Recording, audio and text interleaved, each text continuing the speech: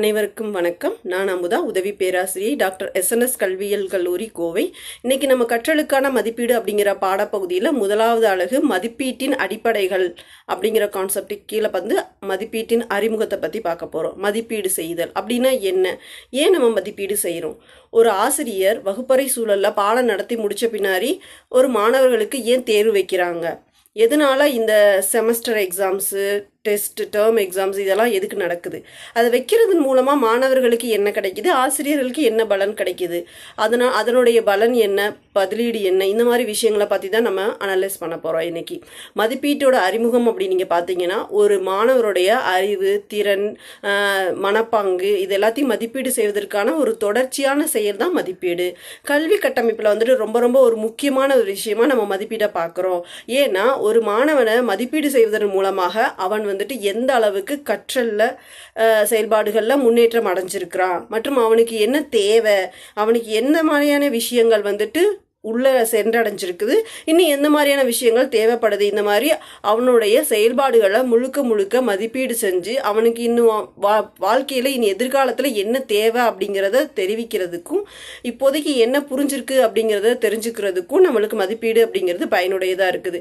இன்னும் வாழ்க்கையில் அவன் முன்னேறதுக்கு எந்த மாதிரி விஷயங்களை நம்ம அவனுக்கு கொடுக்கலாம், அவனை வாழ்க்கையில் மேம்படுத்துறதுக்கு கொடுக்கலாம் அப்படிங்கிறத செயல்படுத்துறது தான் மதிப்பீடு அப்படிங்கிறதோட முக்கியமான ஒரு நோக்கமாக இருக்குது. ஸோ நம்ம இப்போ மதிப்பீடுனா என்னன்னு பார்த்து அடுத்து அளவீடுனா என்னன்னு பார்ப்போம்.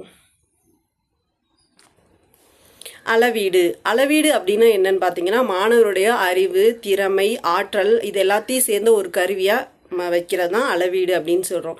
உதாரணத்துக்கு ஒரு தேர்வில் ஒரு மாணவன் பெறக்கூடிய மதிப்பீடை நம்ம என்ன செய்கிறோம், அளவீடு செய்கிறோம். எந்த அளவுக்கு அவன் மதிப்பெண் வாங்கியிருக்கான் அப்படிங்கிறத அளவீடு செய்கிறதுக்கு பேர் தான் நம்ம என்னன்னு சொல்கிறோம், அளவிடுதல் அப்படின்னு நம்ம சொல்கிறோங்க. அதாவது அளவிடுதல்னா என்ன அப்படின்னு நம்ம வரையறுத்தோம் அப்படின்னு நம்ம பார்த்தோம்னா, ஒரு நபர் அல்லது செயல்திறனோட தன்மை, அளவு அல்லது தரத்தை துல்லியமாக அளவுகோலின் அடிப்படையில் எண்ணிக்கையாக குறிப்பிடுறதுக்கு பேர் தான் அளவிடுறது. ஃபார் எக்ஸாம்பிளுக்கு பார்த்தீங்கன்னா, இப்போ அவன் வந்துட்டு ஒரு மிட்டம் டெஸ்ட்டில் அவன் என்ன மாதிரியான மதிப்பெண் பெற்றிருக்கான், அப்புறம் வந்துட்டு மாடல் எக்ஸாமில் எந்த மாதிரி மதிப்பெண் பெற்றிருக்கான், செமஸ்டரில் எந்த மாதிரி மதிப்பெண் பெற்றிருக்கான்னு சொல்லிட்டு அவனுடைய செயல்திறனுடைய தன்மையின் அளவை நம்ம என்ன பண்ணுறோம், ஆராய்ச்சி செய்கிறதுக்கு பேர் தான் அளவிடுதல் அப்படின்னு நம்ம பார்க்குறோம். இப்போ நம்ம வந்துட்டு அளவீட்டோட வகைகள் பார்க்கலாம். எத்தனை வகைகளாக நம்ம பிரிக்கிறோம் அப்படின்னு நீங்கள் பார்த்தீங்கன்னா 3 வகைகளாக பிரிக்கலாம்.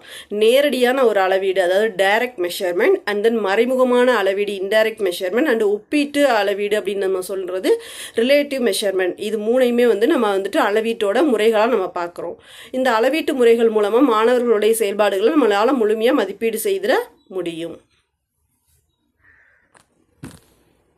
இப்போ நேரடி அளவீடுனா என்னன்னு பார்க்கலாம். அது என்ன நேரடி அளவீடு, ஒரு மாணவனுடைய உயரம் என்ன, அவனுடைய எடை எவ்வளவு, இப்போ வகுப்பறை இருக்குன்னா இந்த வகுப்பறையோட நீளம் எவ்வளவு, அகலம் எவ்வளவு, பரப்பளவு எவ்வளவுன்னு சொல்லிட்டு நம்ம நேரடியாக அளந்து செய்யக்கூடிய செயல்பாடுகள் எல்லாத்தையுமே நம்ம என்ன சொல்லுவோம், நேரடியான அளவீடுன்னு சொல்லுவோம்.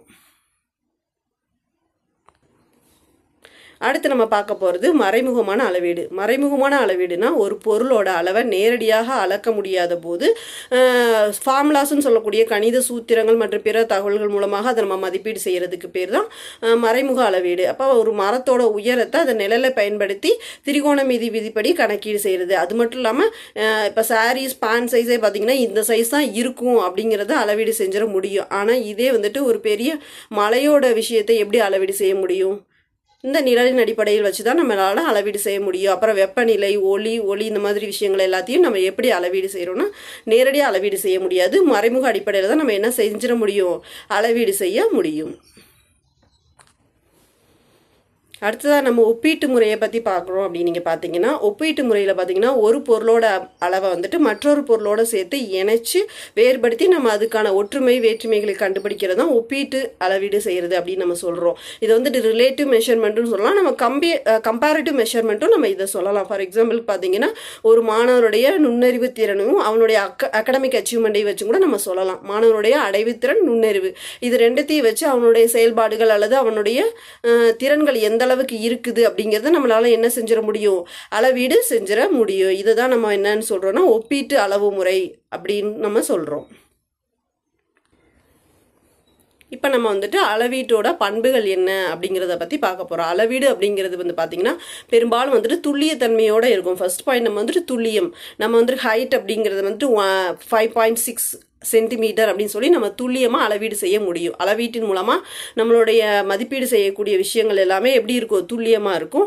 அடுத்து வந்துட்டு நம்பகத்தன்மையாக இருக்கும். ரொம்ப வந்துட்டு மீண்டும் மீண்டும் சரியான முடிவுகளையே வழங்க வேண்டாதான் நம்பகத்தன்மை.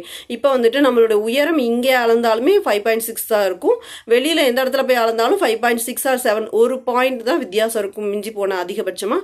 பெரும்பாலும் வந்துட்டு நம்பகத்தன்மையுடையதாக இருக்கும். அளவீட்டின் மூலம் நம்ம வெளிப்படுத்தக்கூடிய தகவல்கள் வந்துட்டு பார்த்திங்கன்னா எப்பயுமே நம்பகத்தன்மையுடையதாக இருக்கும். அடுத்து வந்துட்டு ஃபேர்லெஸ், நியாயத்தன்மை அல்லது சமமான முறையில் வழங்கப்பட்டதாக இருக்கும். அடுத்து வந்துட்டு பார்த்தீங்கன்னா காம்ப்ரிஹென்சிவ்னஸ் அப்படின்னு சொல்லக்கூடிய உலக அளவில் சரியான ஒரு முழுமையான விவரங்களை அளந்தறியக்கூடியதாக இருக்கணும். ஃபார் எக்ஸாம்பிளுக்கு பார்த்தீங்கன்னா நுண்ணறிவு அப்படின்னு நம்ம எடுத்துக்கிட்டோம்னா நுண்ணறிவு அளவீட்டுக்கான மதிப்பீடு அந்த டைம் டேபிள்ஸ் எல்லாம் பார்த்தோம்னா உலகம் முழுக்கமே எப்பவுமே ஸ்டாண்டர்டைஸ்டாக இருக்கும் அப்படின்னு நம்ம சொல்லுவோம்ல. அது மாதிரி 90% நுண்ணறிவு மிக்கவங்க வந்துட்டு சராசரியானவங்க அப்படிங்கிறது காமன் கான்செப்ட். அப்போ அந்த கான்செப்டை வந்துட்டு அளவீட்டு முறையில் நம்ம பயன்படுத்தும் போது எல்லா பக்கம் அளவீடு செஞ்சாலுமே நம்ம என்ன பண்ணுவோம், நுண்ணறிவு அடிப்படையில் தான் நம்ம அளவீடு செய்வோம். எல்லா பக்கமே அது ஒத்துப்போகும். எல்லா பக்கமே இதே 90% வந்துட்டு சராசரியானவர்கள் தான் அப்படிங்கிற கருத்து நிலவும். ஸோ இன்றைக்கி நம்ம வந்துட்டு மதிப்பீட்டு முறைகளில் வந்துட்டு பார்த்திங்கன்னா மதிப்பீட்டின் பண்புகள் பார்த்தோம் மற்றும் அளவீட்டு முறைகள் பற்றி இன்றைக்கி நம்ம பார்த்தோம்.